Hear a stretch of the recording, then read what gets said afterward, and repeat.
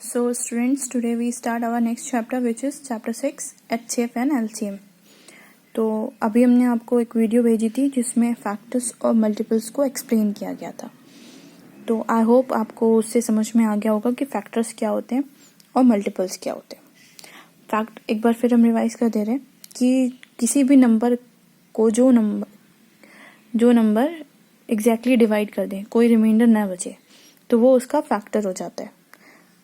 जैसे आपके बुक में एग्जाम्पल दिया गया 56 का फैक्टर क्या हो गया 8, क्योंकि यहाँ पर जब 56 को 7 से मल्टीप्लाई किया गया तो 8 आया और कोई भी रिमाइंडर नहीं आया.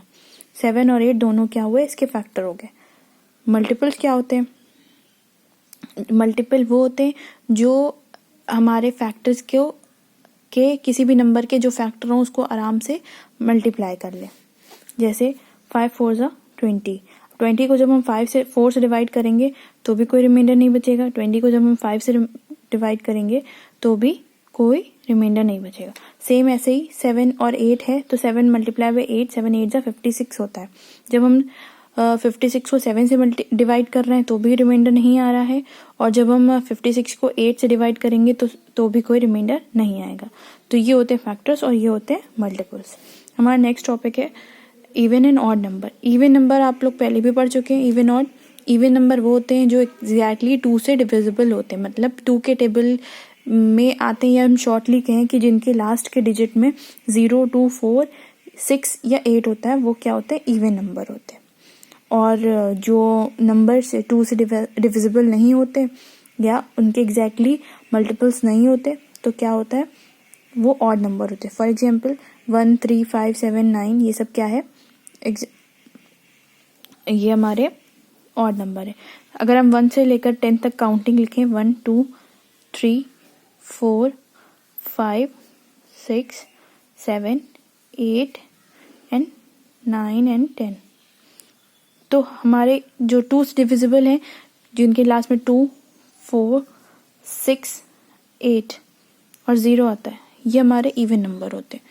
और जो इसके अलावा जो rest of these numbers are left, these are odd number. ठीक है.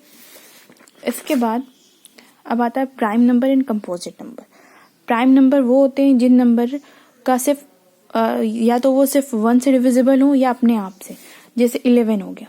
11 को हम जब डिवाइड करेंगे तो ये 1 से ही डिवाइड होगा. 11 1 11 ज़ा 11 करके, या अपने आप से 11 को 11 से ही डिवाइड करेंगे तो कोई रिमाइंडर नहीं है. इसके अलावा ये किसी और नंबर से डिवाइड नहीं होगा. तो ऐसे नंबर जो किसी और नंबर से डिवाइड नहीं होते, इनको कहते हैं प्राइम नंबर.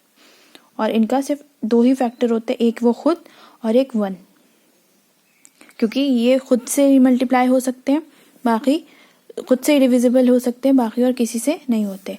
जैसे 7 हो गया. 7 में हम 7 1 ज़ा 7 करेंगे तो हो जाएगा, और 1 7 ज़ा 7 करेंगे तो कोई रिमाइंडर नहीं बचेगा.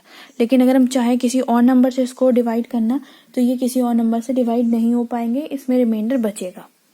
तो जिन नंबर्स में रिमाइंडर बचेगा तो वो तो प्राइम नंबर हुए नहीं. जो कम्प्लीटली डिविजिबल होंगे तो वही नंबर प्राइम नंबर होंगे.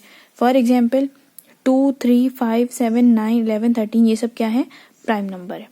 कंपोजिट नंबर क्या होते हैं? कंपोजिट नंबर वो होते हैं जिनका 1 के अलावा और भी 1 उनके अलावा, मतलब जैसे हमारा 1 था, 11 हो गया, इसके अलावा हमारा कोई अगर नंबर होगा जो उससे डिविजिबल होगा तो वो कंपोजिट नंबर होंगे. फॉर एग्जाम्पल हमारा 6 हो गया. 6 1 ज़ा 6 भी होता है.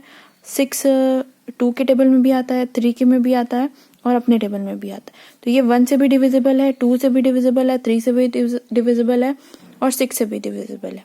तो इसके 2 या 3 से ज़्यादा फैक्टर्स हों तो वो नंबर क्या होते हैं, कंपोजिट नंबर होते हैं.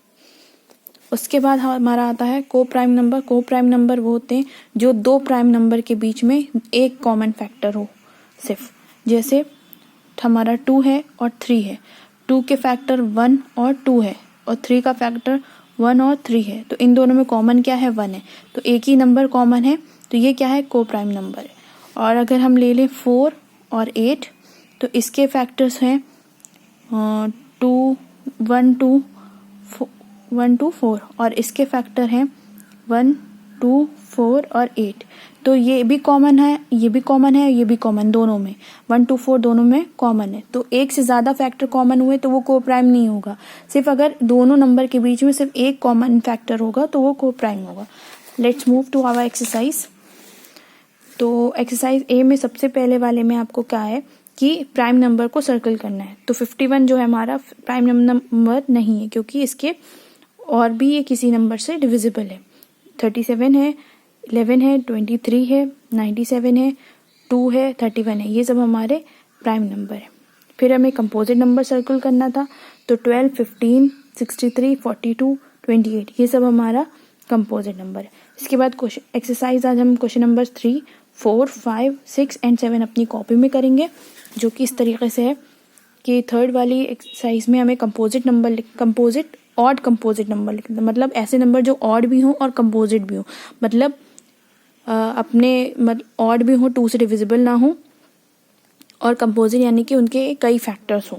तो 33, 35, 39, 45, 49, 51, 55, 57 ये 31 से 60 के बीच के ऑड कंपोजिट नंबर है। इसके बाद आपको 12 से 40 के इवन नंबर लिखना है, यह आप खुद से करेंगे।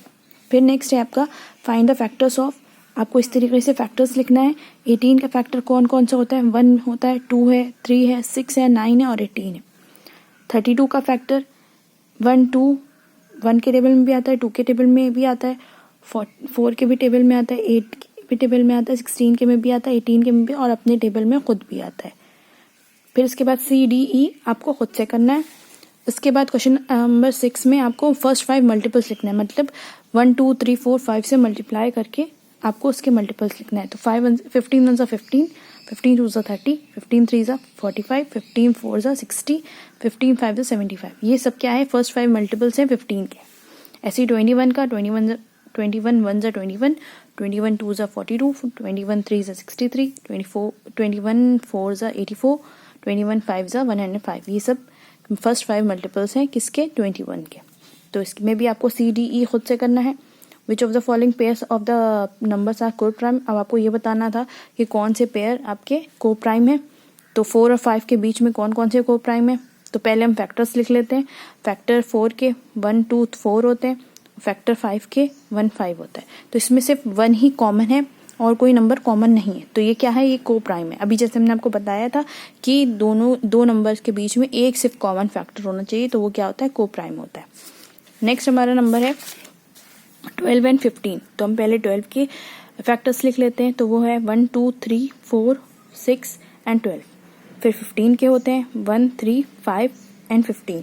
तो इसमें 1 भी कॉमन है और 3 भी कॉमन है। तो दो एक से ज्यादा कॉमन आ रहे नंबर, तो ये क्या है, ये कोप्राइम नहीं है। इसी तरीके से आपको C से लेकर F तक के करना है। नेक्स्ट क्लास में हम डिविजिबिलिटी पढ़ेंगे, तब तक के लिए आप इतना वर्क कंप्लीट करें।